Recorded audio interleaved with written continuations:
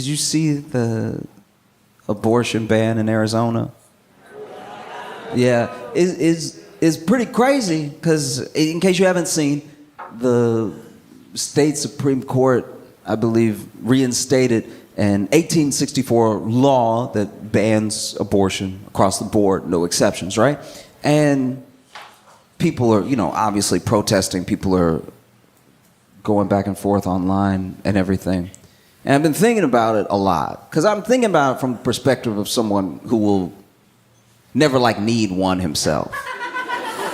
Do you know what I mean? I'm never gonna get with somebody and then be like, she hit it and quit it. I don't know what I'm gonna do. You know what I mean? And so I was thinking about it because it's in Arizona, but Arizona wasn't even actually a state when this law went into effect. Like Arizona didn't become a state till 1912. Arizona wasn't born yet.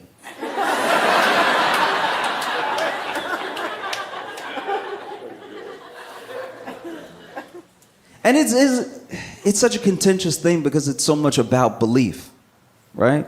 There's one side that believes that there's murders happen. They believe that people are dying, and then there's another side that believes in their autonomy. They're like, no, you can't just come in here and tell me what to do, right? And no matter where you land, I've tried to think of a way through, like a path, right? Something that makes things a bit more fair, And I'm not perfect, and I'm not a woman, so I don't know if this is helpful, but it feels like everyone who wants the 1864 law should just have to live like it's 1864.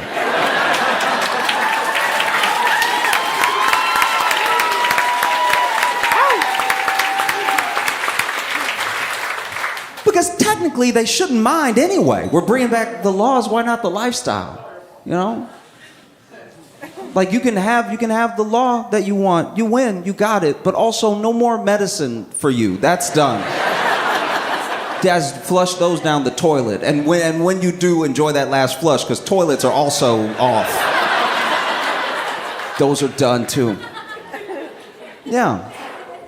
I don't know. Feels like we're leveling the stakes a little bit, Some of these people that want these laws, it's not actually gonna affect them. So you have to bring them in, give them some skin in the game, right? If it's 1864, oof. One bad taco.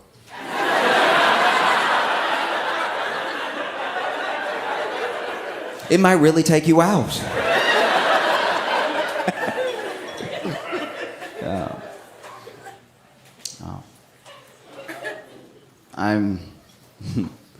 I just want a good doctor. I live in New York, and you think there'd be one, but I don't know. I just want to have a good doctor I can depend on and go to a lot. Because I was going to this one doctor just for a checkup, right? Just a physical, because I hadn't gone to a doctor in a year and a half. I've been blessed enough to not have more than a cold, so I just wasn't going to the doctor. And I finally went, and he had the popsicle stick. And he was like, go ah. And I was like, ah. And he's like, no, ah. I'm like, ah. And he's like, no, ah. And I was like, ah. And he's putting the popsicle stick in my mouth. He's like, no, go ah. And I'm like, ah. And he's like, deeper. I was like, don't say that to me. Not for this. And so he's like, go ah. And I'm like, ah. And then this thing happened, and I understand people are human, but this is unacceptable, right? So I'm like, ah. And then he's like, yeah, ah. But then he is going ah so much that he goes ah, and then he coughed in my mouth.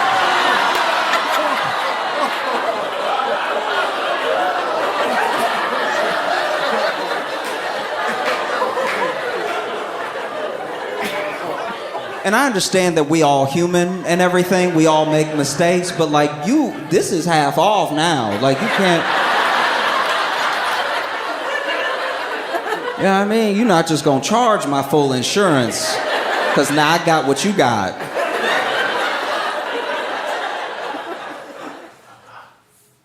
I'm a black dude. A black dude with plenty of white friends. And it's crazy because, you know, there's a weird thing that you have to watch out for as a black dude with white friends. You know, you gotta watch out for a little tokenism in there.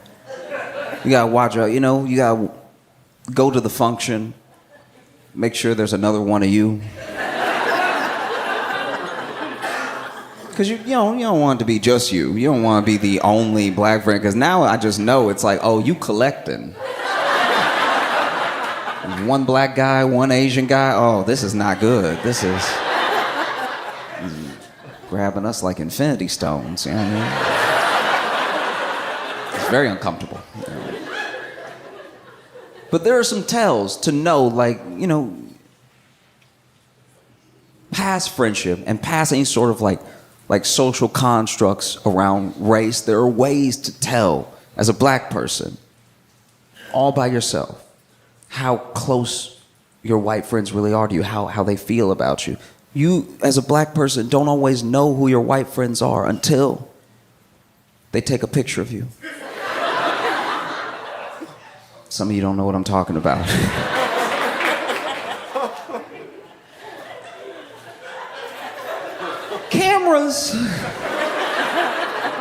Cameras weren't necessarily made with melanin in mind. And every once in a while, you'll have a white friend take a picture of you or a picture of you and them, and you don't come out looking great.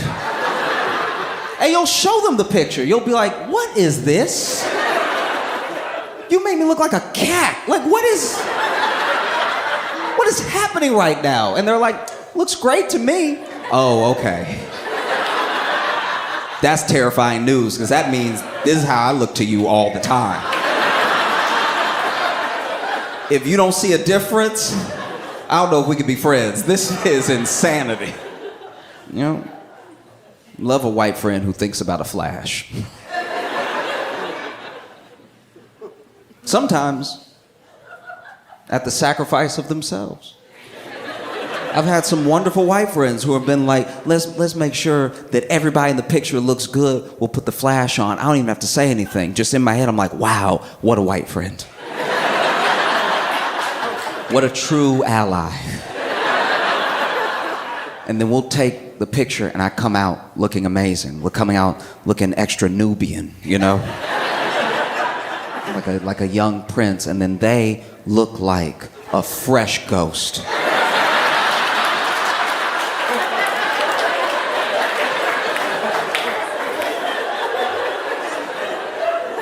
And this is where hypocrisy comes into play. This is where everyone can be a little racist, because I'll see the picture and I'll be like, I don't really see a problem here at all.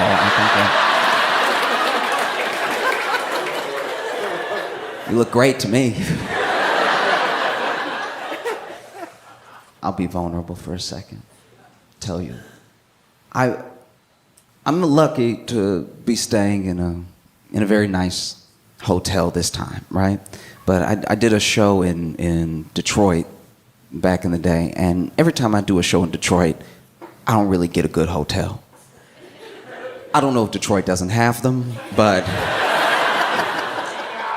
even when I stay at a different place, I'm having the same experience. And basically, I got some food, was going to my hotel room. I was eating the food in my hotel room, and proceeded to get food poisoning in the hotel room, right? So I'm very sick. I'm feeling horrible. And I'm feeling horrible quickly, which means this could be death. You know what I mean? Usually, even as poison, it sits for a second. It decides to stretch before it poisons, right? Like, let me get my, you know? But this poison went right to work. And so I ran to the bathroom and was in the bathroom for what had to be like 45 minutes, right? Like, I say that because I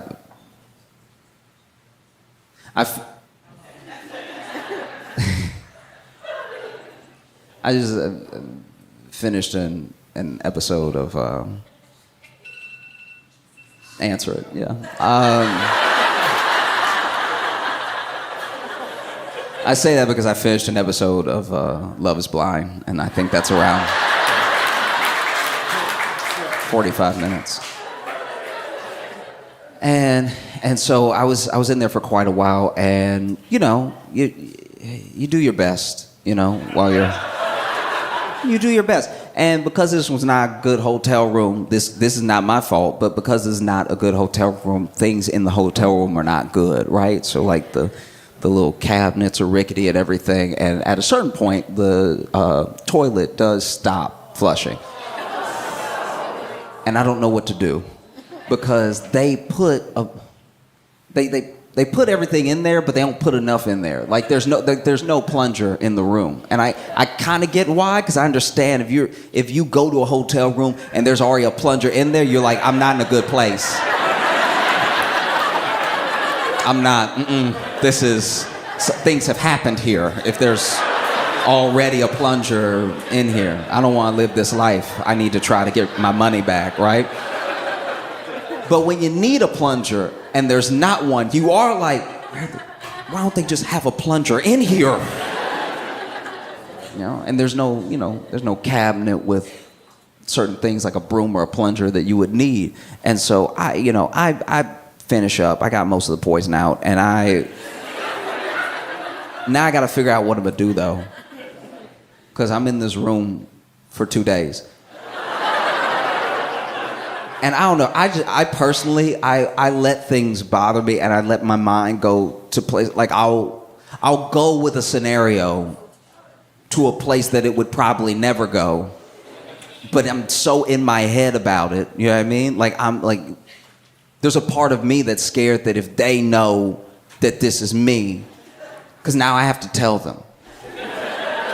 Now Now I'm basically supposed to go downstairs because I can't call down because the phone is broken. It's not a good hotel room. And so now I basically have to go downstairs and be like, hey, listen, I got some food from where y'all recommended, by the way, and it poisoned me. I was poisoned, and then I had to work the poison out.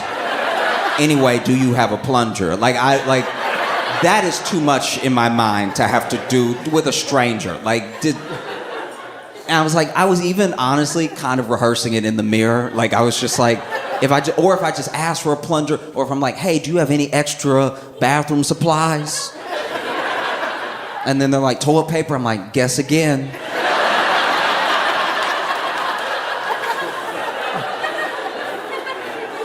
Like I don't know what to do next, but I'm panicking, and sometimes I really do. I don't let people see it, but sometimes I really work myself into a frenzy. And so I was like practicing in the mirror what I might say, and then I was like, no, because then even if I plunge it myself, I don't even want them to come in, because then they'll think of me like that. I can't leave a tip big enough for. I also can't leave a tip big enough because I don't have the money to stay in a nicer place. So we are all meeting on the level right now, right? And so I'm like, I'll plunge it myself, but then if I plunge it, then where do I put the plunge? And so then I go downstairs, and I'm standing in front of the front desk, and somebody else was checking in, so I let them check in, and then I walk up, and I'm like, hey, I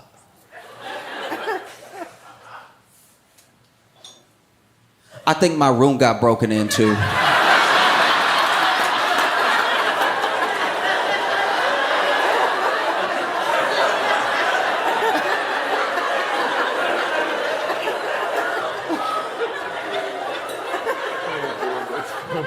And it just sort of came out of my mouth.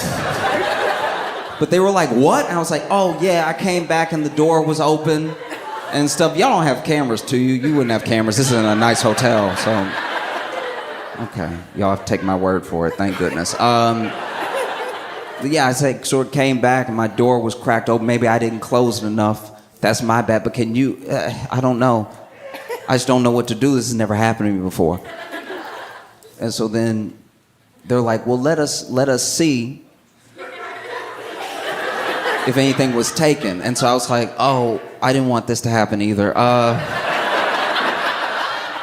And they walk with me back to my room.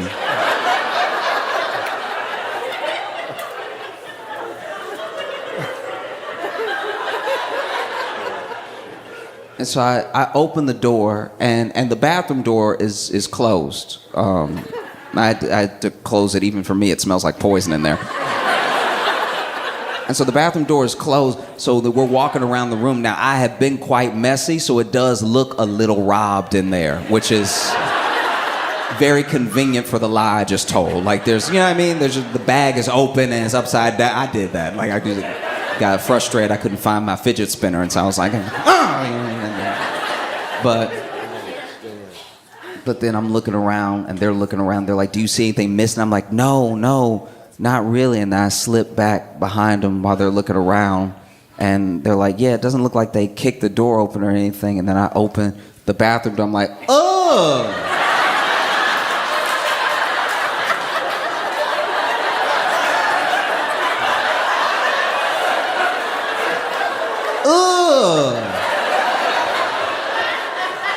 They did something bad in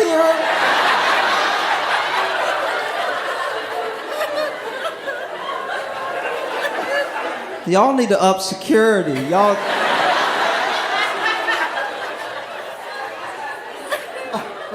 Look. Nobody should have to deal with this. Do y'all have a plunger? Because I will do it myself.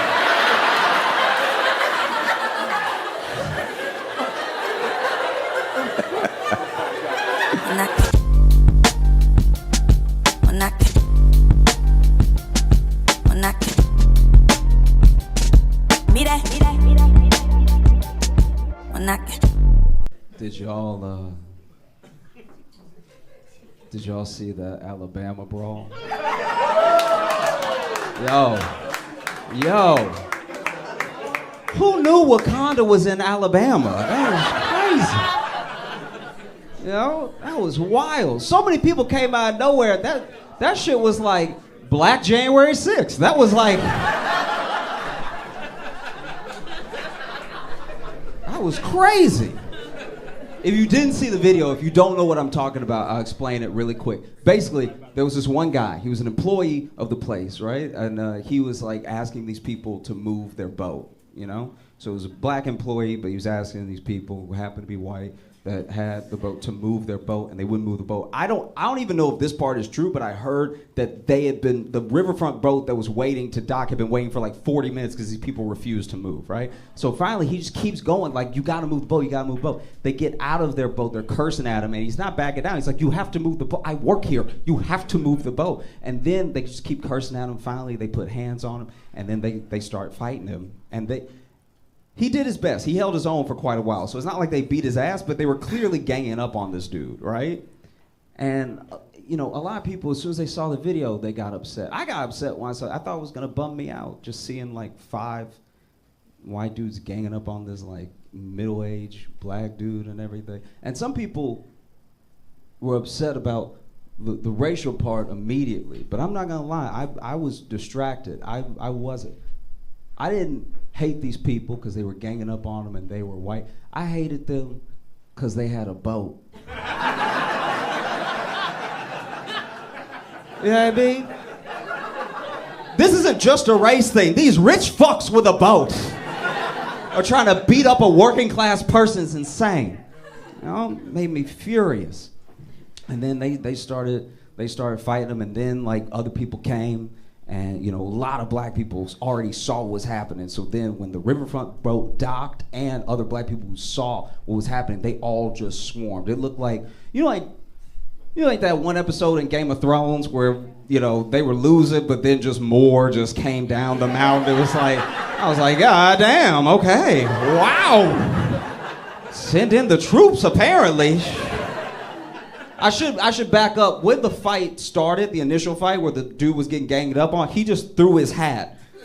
Just threw it, and that almost felt like a signal. As a black person, I didn't know that was our call to arms. I didn't know this was like, oh, okay, all right, we go now.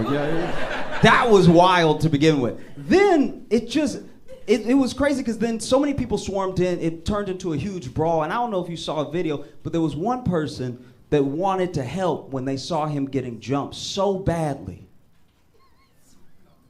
that this nigga swam.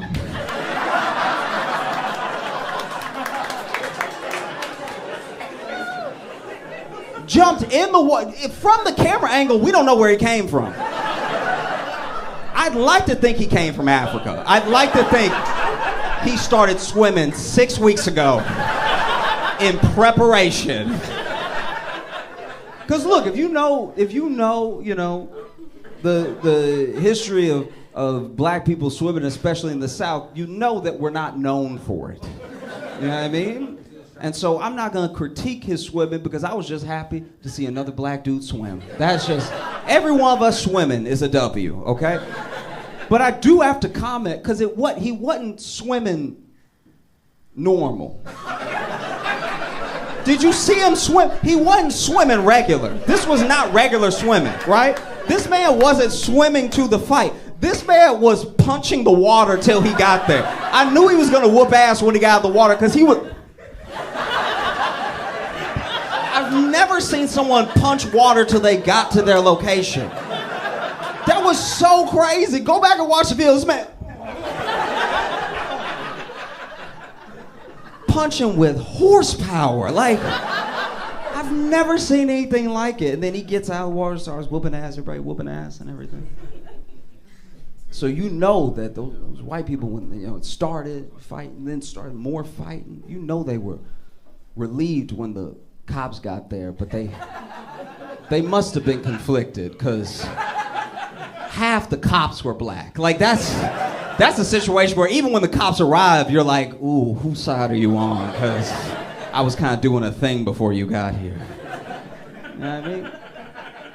Honestly, that's what's so wild, because I think also, I've tried to put my mind I've tried to put myself in the mind of each person that was in the video in a way. Do you know what I mean? Because that's a terrifying thing. To get jumped is a terrifying thing. Then the person swimming. Then I'm just trying to think about every angle that I could think about it from. I'm not gonna lie. That must have been a huge surprise, because you out here ganging up on this one dude with your buddies, and then before you know it, there's just like 50 black people. That's... Listen, I'm telling you right now, let's say y'all just blinked, and when you opened your eyes, there were 50 black people behind me. I'm not even saying you'd be scared, but you'd be surprised.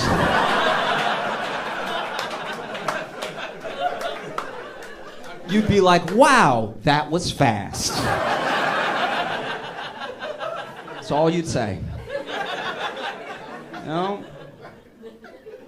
Because that's the thing. That's, I think, the strangest part, one of the weirdest parts, like when you start watching the video. Let's say you start watching the video, you had no context, nobody told you what was gonna happen, you hadn't seen any of the memes yet. The craziest thing about what happens is that, especially as a black person, I think some people are curious why black people have been memeing the shit out of it and everything. It's because if you know the South and you know the history of 5 white guys ganging up on a black guy and how that usually goes, you know, especially when they have enough money for a boat. Usually doesn't turn out well, you know what I mean? And so this was a different thing. This is a different outcome than we've ever really seen before, you know? Because I'll be honest with you. Let's say we're in a different time and there's no camera phones and they were able to leave before the cops got there. They would have just beat up that dude and left, you know? And that's my thing, where it's like, okay, yeah, whoop their ass, we all laugh, we all celebrate, whatever, but like, fuck up that boat. Like, fuck up the... What are you doing? Like, bust up the bow or something. Like, rip a rudder out, please. I do think that would hurt them more than the ass whooping. They just be standing there and looking like skippers. Not the boat! You know? I used to work at a grocery store in a bad neighborhood. This is a terrible job. I lived in Chicago and I worked at this grocery store. It was horrible, right? And the thing I hate most about working at a grocery store is not good is the security not good. Because then security, anytime something would happen, the security would walk up to me and talk about what we're gonna do about it.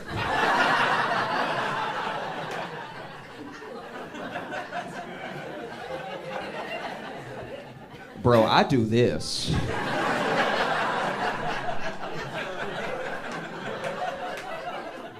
You do this. And, all right, look, just hear me out. There was a guy who would come into our store, and he didn't come in often. It'd be like once every 2 months, maybe even once every 4 months if you were lucky. But this guy was crazy. And when he came in, he'd come in and he would fuck the lettuce.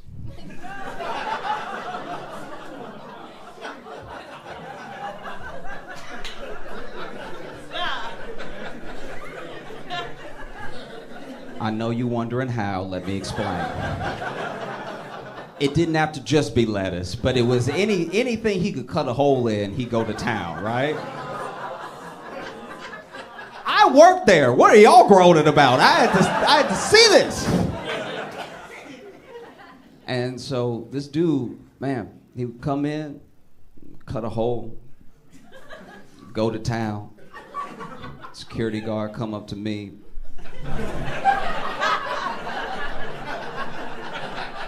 Security guard came up to me one time and was like, he's back.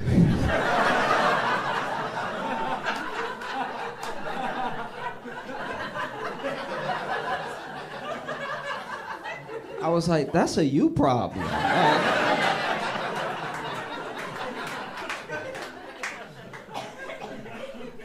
And I don't know. This, like, dude was clearly not all there in the head and everything, but yeah, he would just come in, he'd catch a melon or something like that, and just make juice. Like, this dude was. I know. But a security guard came up to me and was like, he's back, so I'm gonna need your help. I was like, all right, what do you need me to do? And he was like, so we're gonna walk on either side of him, right? We're gonna walk, so he's here, we're gonna walk either side, as we're sort of like, you know, and he was like, I'm gonna need you to run interference. And he said it like it was a real thing. I should know what that means or whatever. Like, and so we get to the point where we're both walking either side of him. And he looks over at me. This dude is distracted. This dude doesn't know what's going on in the world. This dude is fully with the lettuce, right? And locked in. And the security guard go. And I'm like, what does that mean? Like, he's acting like he gave me a plan. There's no plan. I don't know what this means. And so he's like,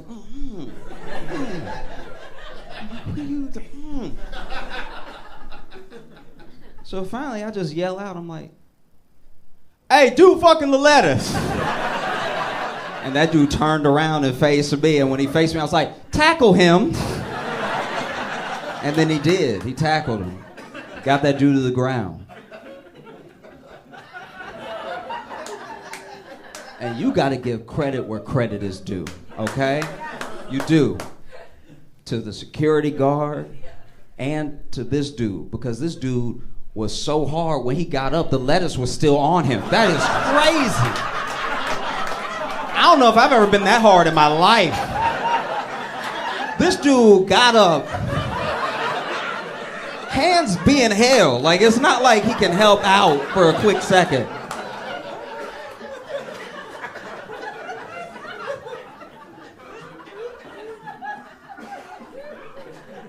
Terrifying.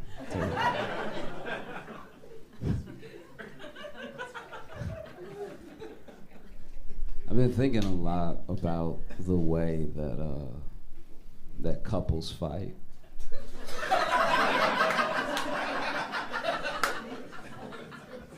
Do you know what I mean? Like the way, just the tactics we use, and like, look, I want to be clear. I truly believe this. I've even said on stage before. Everybody is doing everything. Don't like listen to people getting in your ear. Everybody's doing everything. Everybody gaslights. Everybody, you know, all this stuff like that. So I'm not saying that one thing can only be to one person with one identity. I'm just saying, like, I've just watched, and I feel like that just don't like fighting in a relationship, because I date women, and women wait. It's terrifying. Women will let you think you won a whole fight, and then it's coming soon. And you don't even know what it is. It's not been planned yet, but it's gonna happen. My uncle got in an argument with his wife, and I don't even know what it was about, but must have been feeling himself, because when the argument was done, he'd walk around, man of the house. He middle-aged, so he pulling that belt up a little higher. And sure enough, he called me one day. This is apparently weeks after the fight. My man calls me, and he's like, I'm gonna need you to pick me up.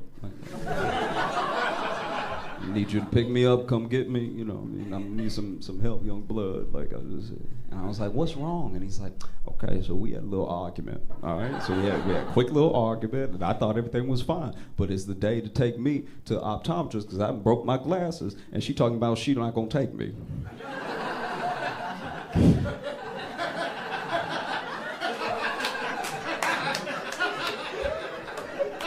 And I told her, I'm like, baby, I'm blind. Come on now. And she over here talking about you don't deserve to see. Like,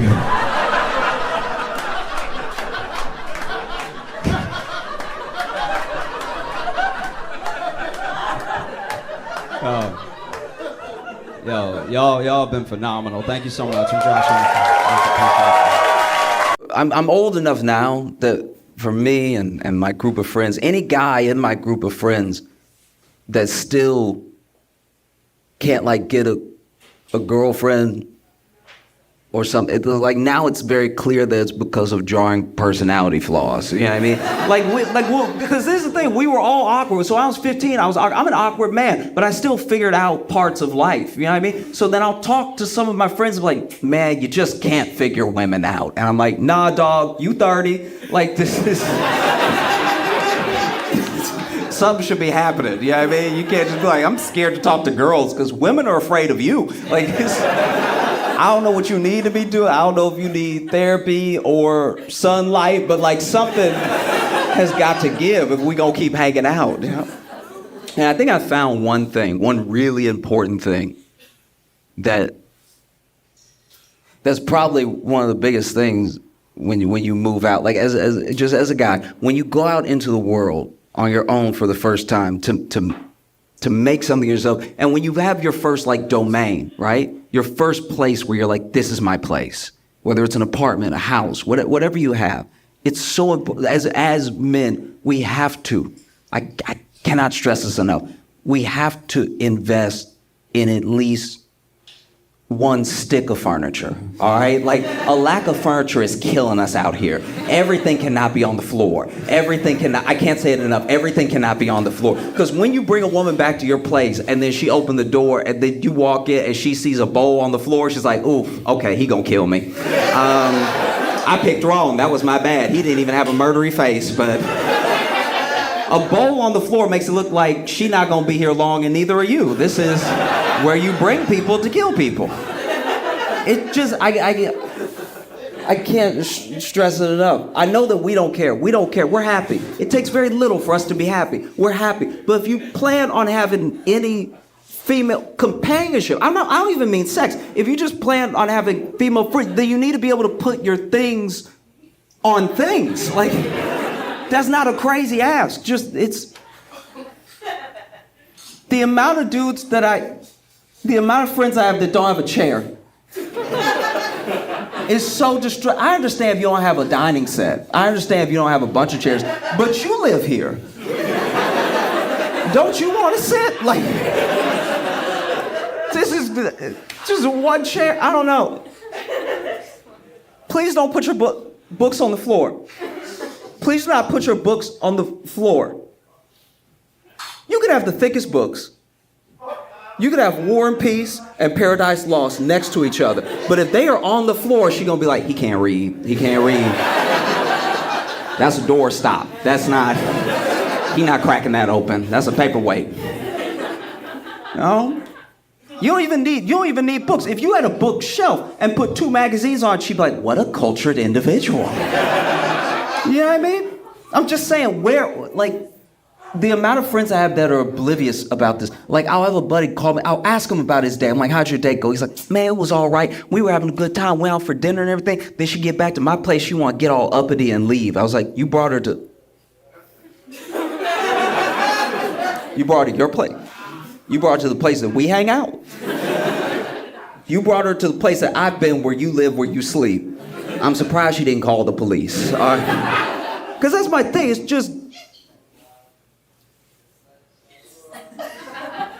Where your things are in relation to the floor is where it looks like you are in life. So I'm just saying, just elevate. Just to table height. Just elevate. There are good men. There are good-looking men that are good men that are a good table away from a good woman. All right? You're so close. It's not even your personality. It's the fact that it looks like you live outside, inside. That is what is doing you in. I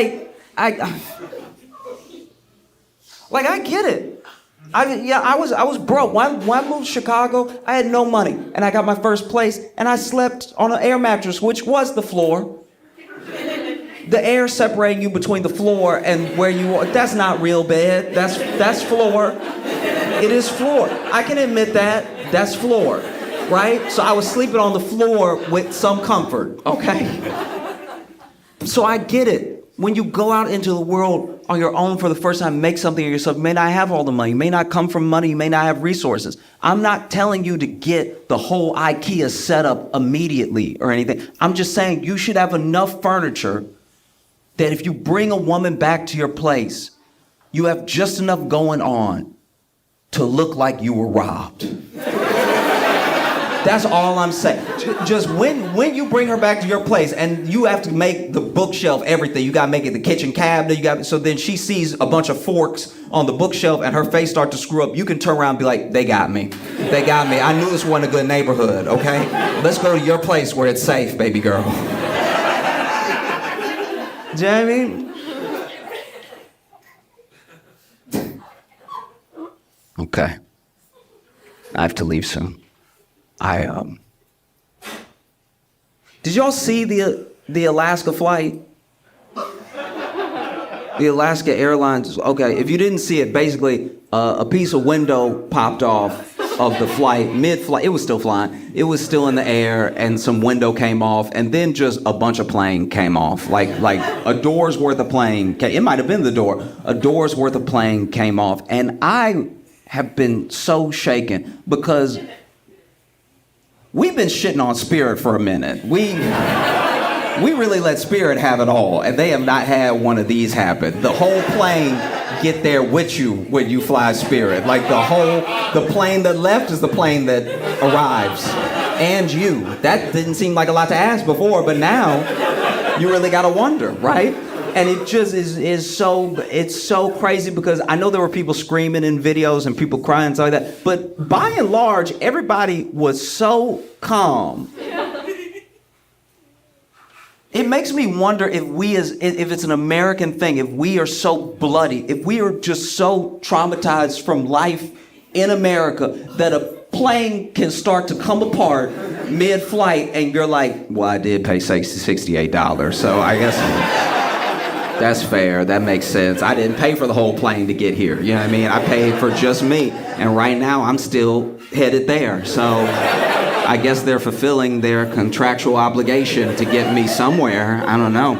I guess I didn't pay to survive. I just gave them the money to get on. So I should specify next time that I want to get there in one piece as well as the plane. Yeah. Blown away. Because that's the worst airline for it to happen on. Because they don't.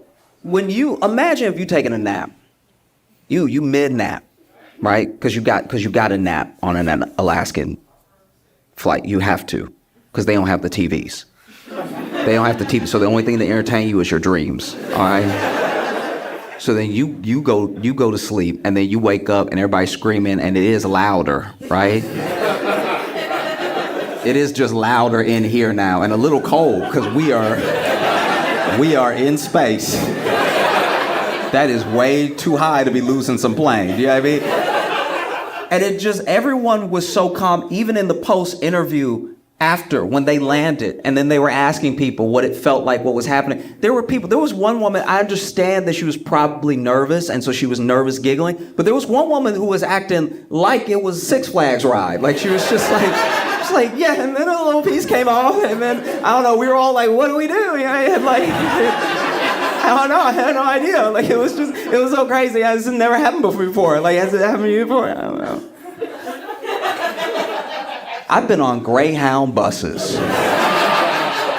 where people got more upset about a dump in the bathroom than these people got about a piece of plane flying off. As Americans, we gotta start acting like we used to something. Like, this is really distressing that they beat us bloody so much in our travel experiences that we're like, yeah, I guess I'll choose aisle from now on.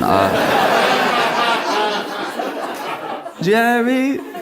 That's what's up. Because then one of the most amazing things, this is a miracle. That there's genuine miracle. I'm very happy that no one on the flight was hurt. But then there were two seats. The two seats next to where the plane decided to stop being a plane. Those two seats were empty because those two people missed their flight.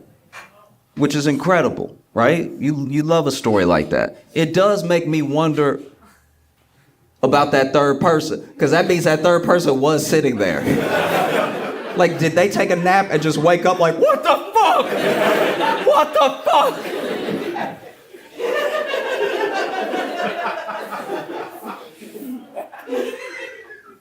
Like, where do you go from here? Okay, so I'm going to Montana this weekend, and both my flights were Alaska. Both of them were Alaska. And I didn't even have enough self-respect to switch airlines. They had to call me. They had to call me. At midnight last night, they had to call me and be like, it's not gonna happen, dog. Like, that's the closest to a breakup I felt in a long time. Like, I didn't have the self-respect to leave, and then they had to be like, you not for us, okay?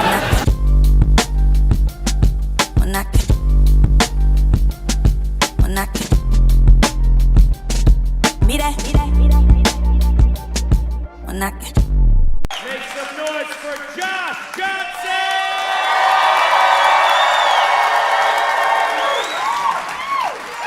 There's so much is going into the Super Bowl this year. Not only is it Chiefs versus Eagles, there's so much more at play, you know? Like, everybody talks about Taylor Swift and Travis Kelce because they're this idea of like the couple we imagine in our minds, but they're adults. It's like high school, but grown up. You know what I mean? Because she symbolically is like this cheerleader in our minds, this like head cheerleader, and it's not his position, but it's symbolically the quarterback in our minds. And so them getting together makes such perfect rom-com sense that there are actually people who think that all of the NFL is fixed just to keep the Chiefs winning, just to keep them going.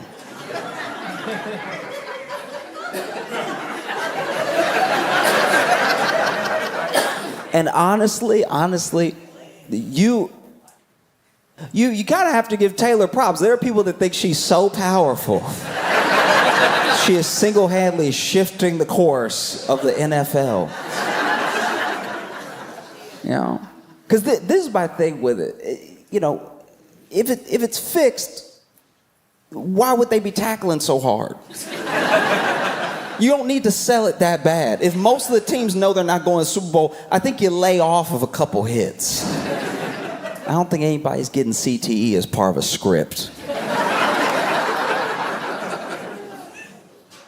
I look at Taylor Swift, I look at what they did to Taylor Swift, especially that part of the season when her and Travis Kelce were just starting to date and they cut to her for no reason. And then people got mad that they were cutting to her. They'd be like, why do you keep cutting to Taylor? But Taylor can't control the camera. Taylor was just trying to eat. And then they cut to her, and then she's doing her best to probably not look annoyed, but also she's genuinely having a good time. She's there with her friends. Yeah, touchdown, yeah, right. But then people are like, why do you keep cutting to her? I don't know. This has never happened before. Cameraman's excited too. They might not even mean to cut to her every time. They're just probably like, man, this is a good play, but I wonder what Taylor's up to.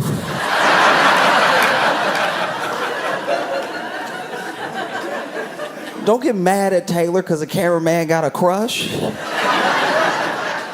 And so then Taylor Swift, Travis Kelce together. Now Travis Kelce is an interesting dude to me. He really is. Because Travis Kelce, up until this point, I don't know him that well, I don't follow him that closely, but I think he had like mostly, if not only, dated black women before Taylor, you know? And so he has like a fade.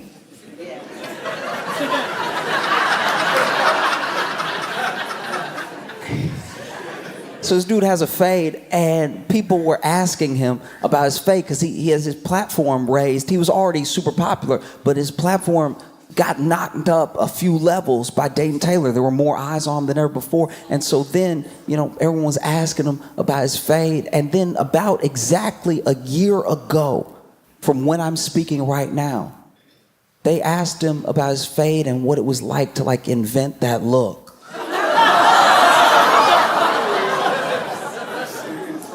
And to his credit, Travis Kelce said, it's the first day of Black History Month.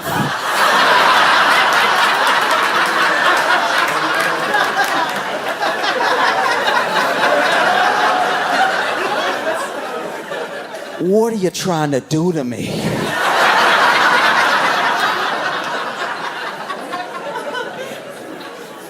Which, what an answer. You know what I mean? Like, this is the thing I really didn't think about until that moment, is that if you're like a white dude, right? And something ignorant or even bigoted happens around you. Somebody asks an ignorant question or somebody just says something, right? The expectation, if you're a good guy, is to say something immediately. Just really stand up and be like, hey, that's not cool. That's not okay. Don't do that, right? You know, just really, you can't even give it a second. You have to be like, hey, stop right there, okay? Hey, listen here, pal, cut it out. Hey, look, buddy, don't go any further, all right? Gosh darn it, that's racist. Don't you dare, not in my house, not. Nah, get a load of this guy. No way, not today, brother, right? That's the expectation, that you're gonna like notice it, you're gonna catch it, and you're gonna jump on it immediately. And if you don't do that, then you must have been with that thing. That's the assumption, right? But then you're also, and I really didn't give some of my white friends enough credit in this position, if you take too much of a stand, that's also suspicious. You know what I mean? Like if something like ignorant happens around you, or an ignorant question gets asked of you, and then you're like, what? No! Racism? Not today!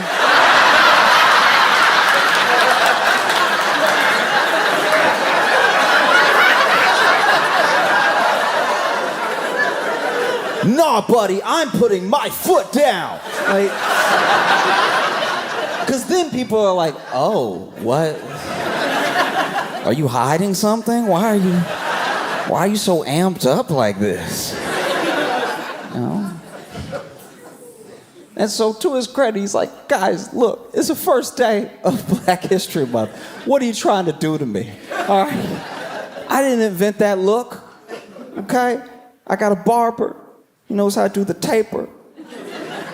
Trim it down in the back, 2 or the 4. But if you want to fade, I know a guy. I know a dude. He's good. You know, he does mine. Travis Kelce's sitting there like, what kind of questions are you asking me? How do y'all not know any black people? You cover the NFL.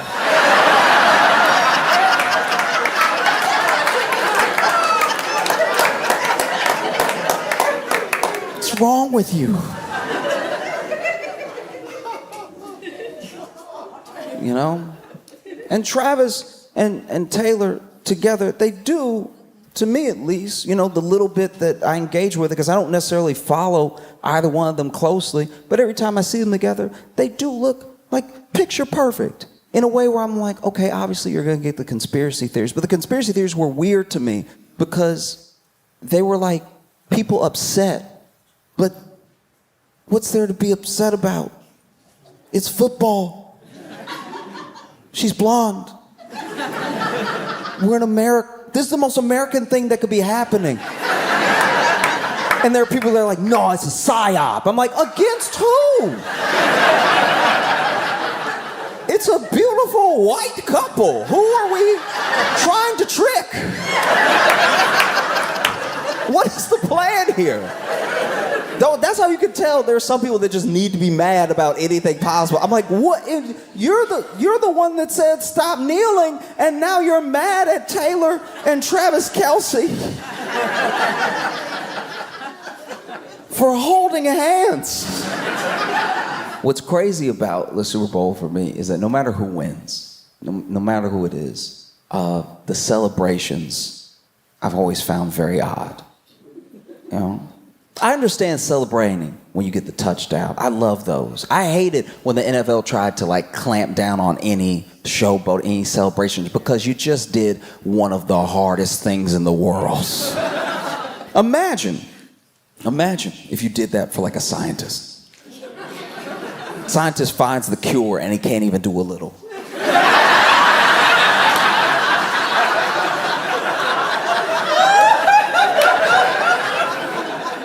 And you're like, Josh, why are you comparing scientists finding cures to players getting a touchdown? I'm telling you right now, they're almost as hard as each other. Because I have some pretty sizable individuals in my family, you know. And I have a cousin, he's 2'11", all muscle. If I wanted to get around him, I'd need something sharp. So trust me when I tell you, if I get around this man and then outrun him and then get a touchdown, I'm hitting it hard. I'm hitting it in his face because it may never happen again. I love like a good touchdown celebration. They spike that ball and then you see what moves they have because these are big men. These are very big men. So they're not always the most agile. Like they're good at running, but usually in a straight line. A lot of the times when these players fall, it's falls where, look, I'm not a professional athlete, but I don't tip that easy. Every once in a while, you'll see an NFL player run it, and then somebody just sort of moves their shoulder, like, uh-oh.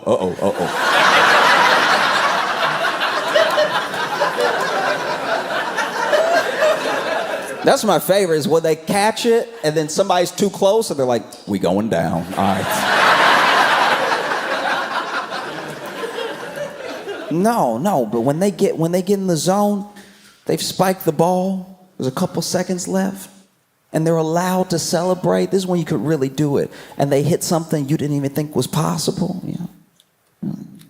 Really flowy with it. You know what I mean? They use their hips and stuff. No, that's my favorite. I wish it was even longer. They should get more time to do it, you know? Like hockey has whole breaks for fights.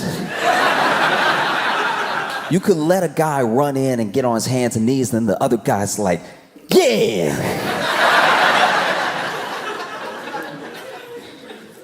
No, I'm telling you, it's a beautiful thing to see them that excited, that happy. This is what they work for. This is what they put their bodies on the line for, and it's why they're in pain most of the time. These dudes retire, and it's not like they can just take an Advil. They just have headaches for the rest of their life.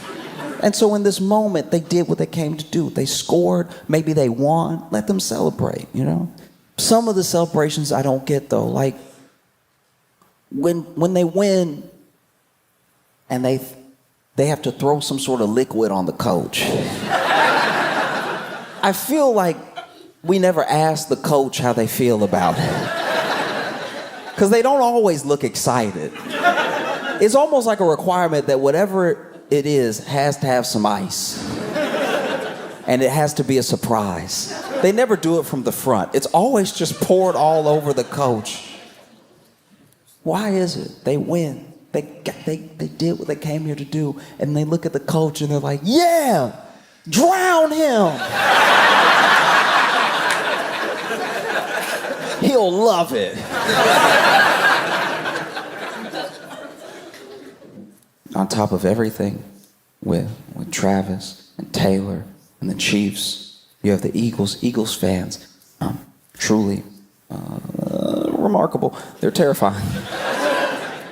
And it doesn't matter who wins, because whichever city wins, this happens every year, every Super Bowl, every Stanley Cup, whichever city wins, looks like it's been attacked the next day. Why is it that the winning city looks so busted? The day you won, why are you tearing up your city? The team will win, and then their own fans will go out into the city and cause so much destruction. You would think the other team sent their city. Like, go get them, Kansas City. What they did to us. You know, I've watched it happen. You know, I lived in Chicago when the Blackhawks won the Stanley Cup. And a bus.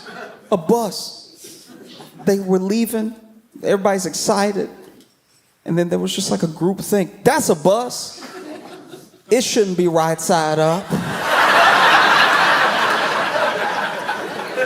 Let's go correct that right now. And then the bus driver is sitting in the bus like, y'all, I'm your ride. Why are y'all? We're going down.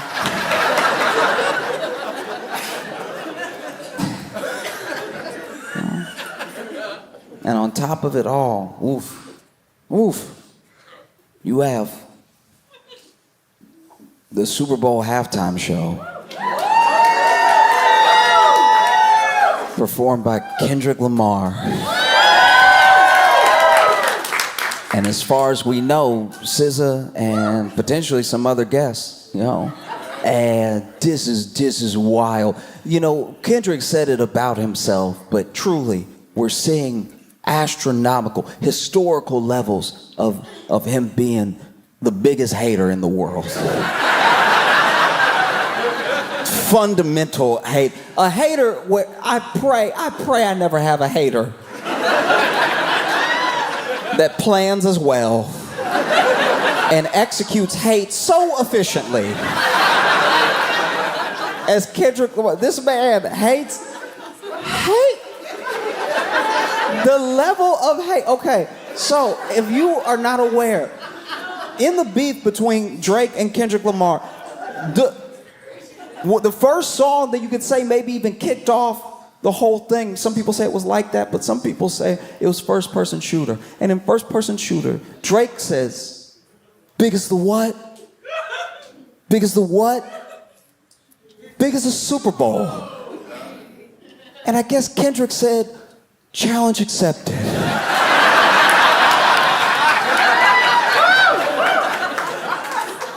Because you're not ready for the level of hate I can bring.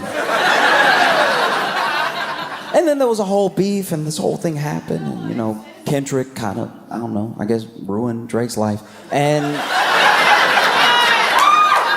then it's announced that Kendrick is gonna be doing the Super Bowl halftime show.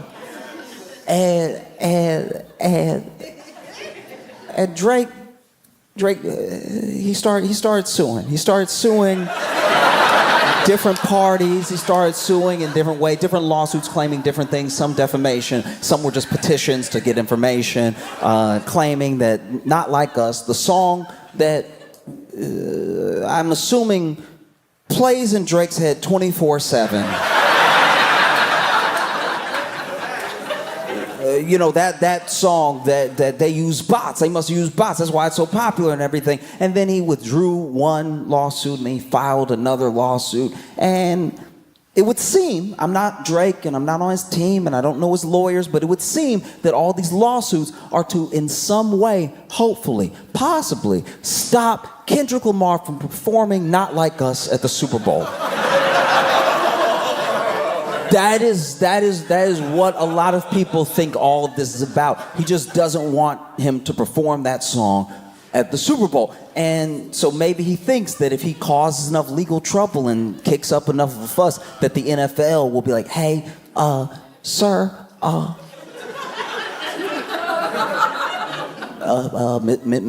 Mr. Lamar, Mr. Morale. I heard it, great album. If you could not do this one, because we just don't want to be involved in any suits and stuff. I think that's what Drake was hoping.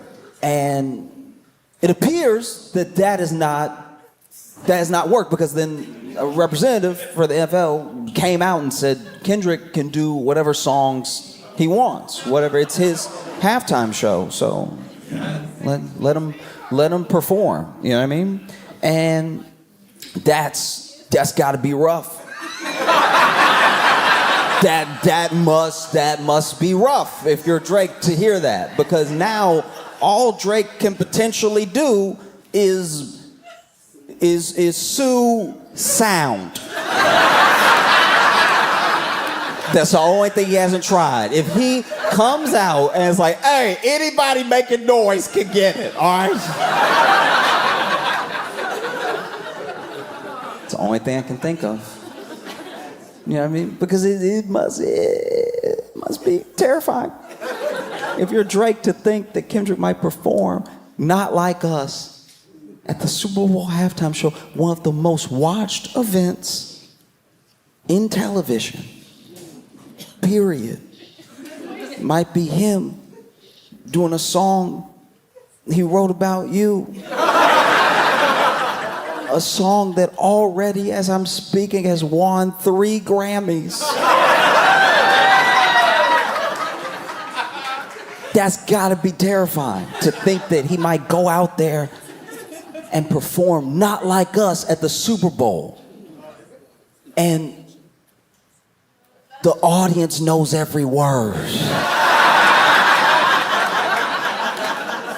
That would be terrible. That would be, because I would never want to know that. Even if somebody made a song that was devastating about me and my life, and it really tore me up and everybody liked it, I wouldn't want to know that they knew it word for word. You know? That's got to be terrifying, to think that Kendrick Lamar might get out there and perform Not Like Us.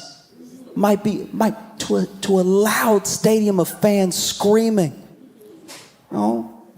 Try to strike a chord, and it's probably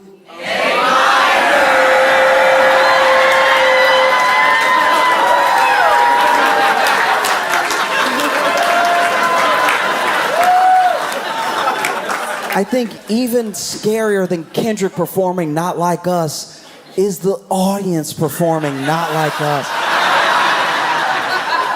Because honestly, anticipation is enough. That's how real entertainment works, you know? Whether he performs it 17 times or he doesn't perform it at all, it's already met the moment in that way, you know? Everyone kicking up a stink about it is what actually caused it to get so much attention, just to see if he'll do it, you know? I mean, I hope he does it. I kind of hope it's the only thing he does.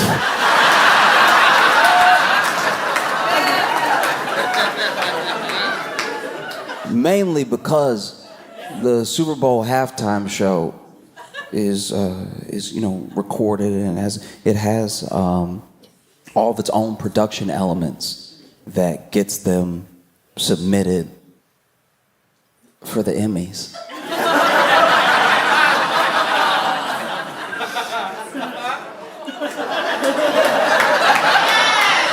And so there's a chance that this granny-winning song might become an Emmy-winning performance.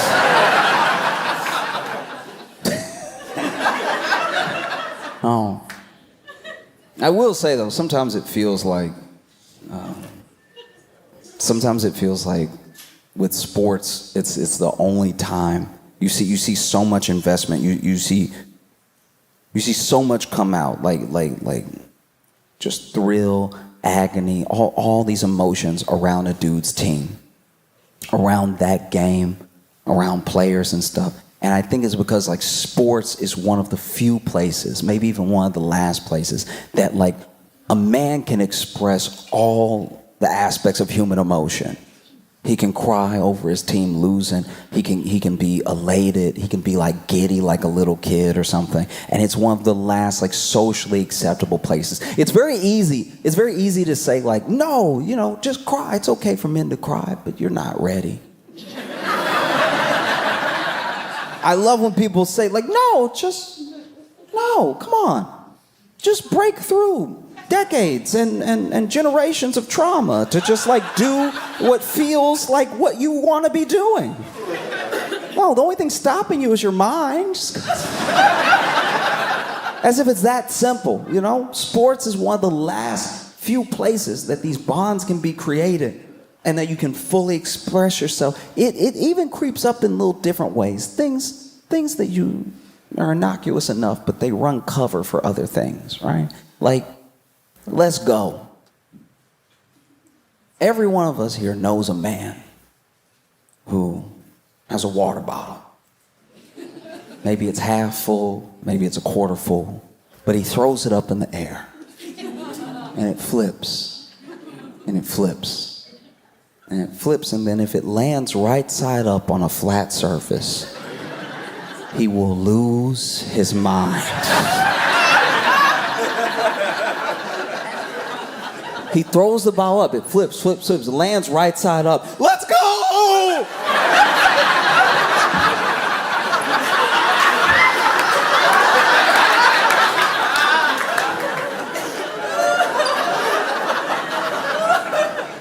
Like, let's go was just invented to run cover for dudes crying. It is. Go! It's the same mouth movement. It's the same shapes. And if you scream, let's go hard enough, you can squint. And when you squint, people can't tell you're crying. Because we've all known a man. All of us here have known a man where his team, whatever the reason it is that he loves that team, it doesn't matter. His team is down. All right? Loved this team since he was a little kid. Memories going to the stadium and everything. His team is down. It's a very important game. Playoff game. Maybe the game that decides whether or not his team goes to the Super Bowl. This team that he loves, who maybe has never got this far in a long, long time. And they're down with 3 seconds left. They have possession, and they throw a Hail Mary pass. All right? Wide receiver is running for his life as hard as he can. He jumps up in the air, and then by his fingertips, he manages to get control of the ball in the air. He clenches it tight. He lands. Touchdown. Touchdown. The team was behind, and now they're ahead. They've won. There were 3 seconds left. The game is over. And then your friend, who's not on the team,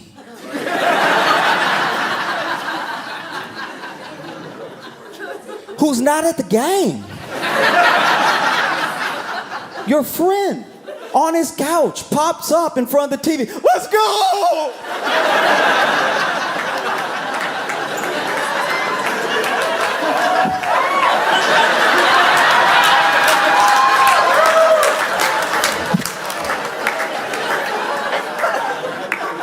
Like truly, as men, I don't even think we would need let's go if we just felt more comfortable saying, I really needed that.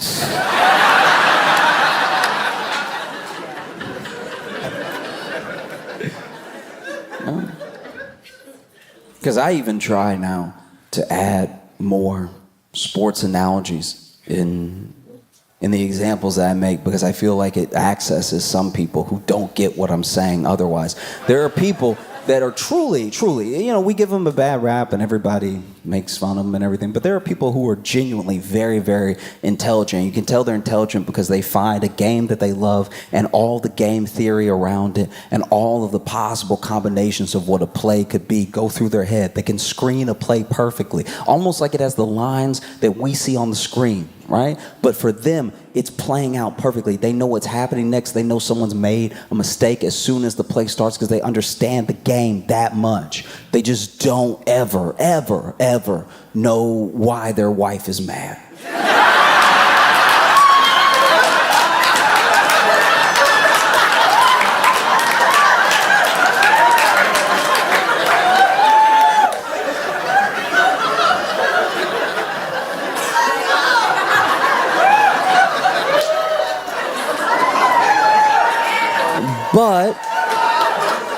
But I think if we incorporated more sports analogies in arguments, people would understand what went wrong. You know what I mean? Like maybe you're mad at your boyfriend or your husband because he forgot something. He forgot something that was really important, you know? And maybe it was like your sister's birthday and you had so much going on that you asked him to go pick something up and then meet you at the party. Instead of going to pick it up, he just met you at the party, and now the place is closed. And so it looks like you didn't get your sister anything, and so you're upset with him because you asked him for this one thing, and instead of doing it, he just kind of blew it off, or he wasn't paying attention, or he genuinely just forgot and then showed up, and he doesn't understand why you're upset. But if you say to him, look, it was fourth quarter.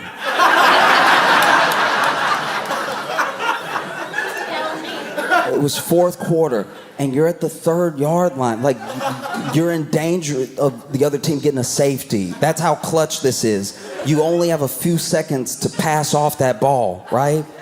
And if you don't do it just right, that's it, you know? We're not coming back from this, you know? And instead of looking out for your receiver who's wide open until 5 p.m., like I said, who's wide open. Instead of passing off to your receiver in that moment, you're looking at your tight end, you're looking at your other receiver, you're looking at defensive linemen for some reason, like your head is just in the clouds, and out of nowhere you allow yourself to get sacked, right? I'm telling you, that husband, that boyfriend, these are good people. He would be like, oh, damn.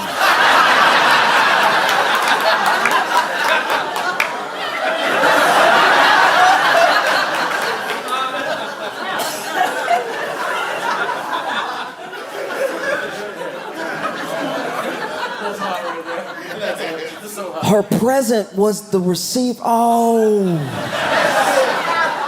Got you. My bad, baby, my bad. Even in instances that people are like insanely divided on, like to the point of threats, to the point of the threat of violence, even in political arguments, if you use some sort of football analogy, sometimes that cuts through, you know? Like if Trump is the quarterback.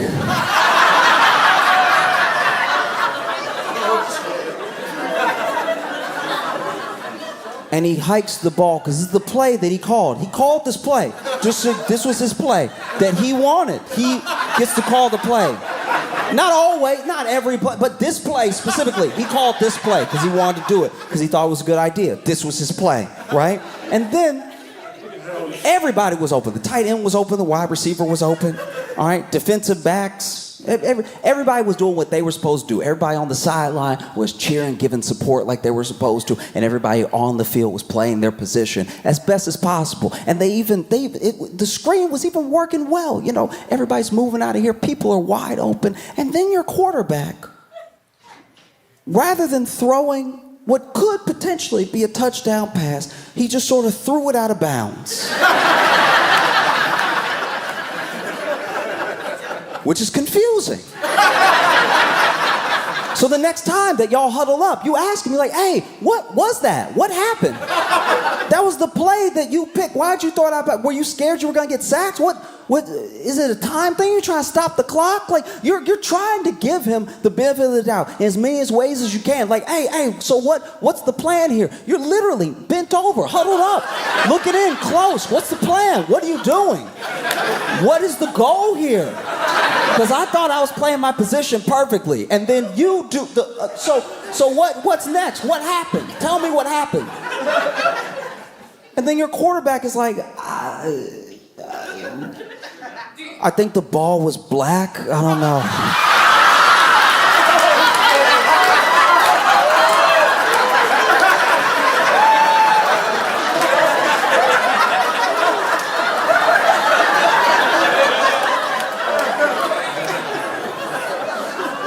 You know?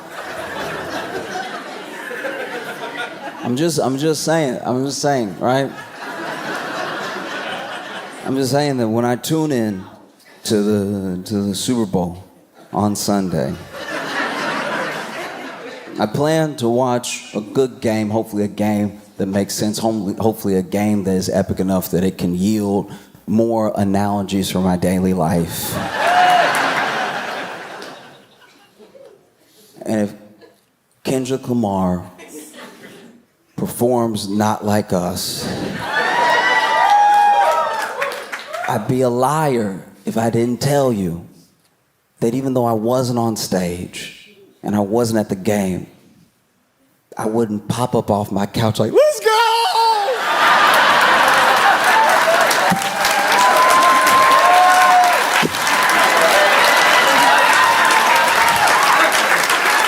Cincinnati, y'all been phenomenal. Thank you so much.